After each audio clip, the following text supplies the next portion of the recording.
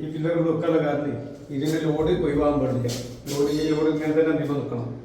ഇതിനിടെ ഇങ്ങനെയാണ് മുക്കി കൊടുത്താൽ മതി, കെട്ടിക്കാണ്ട് ആണ് മുക്കി കൊടുത്താൽ മതി. എന്നിട്ടാവും മുടിക്കാണ്ട് ഒരേ മാതിരി തേച്ച് കൊടുത്താൽ മതി.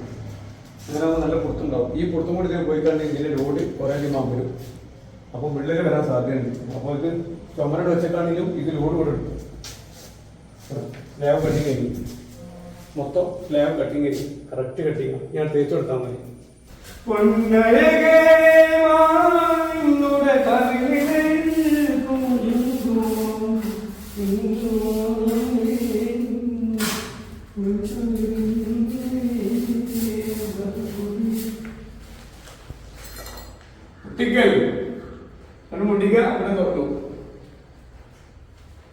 വര വെച്ചിട്ടാണ് നമ്മൾ പണിയെടുത്തത്.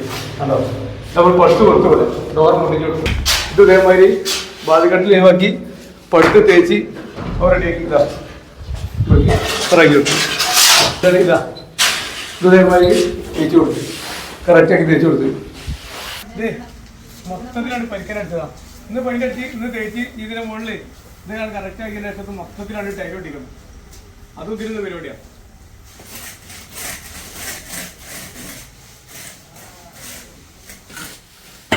അപ്പോൾ ഓക്കെ, ഇത് ടൈൽ ഒട്ടിക്കാണ്ട്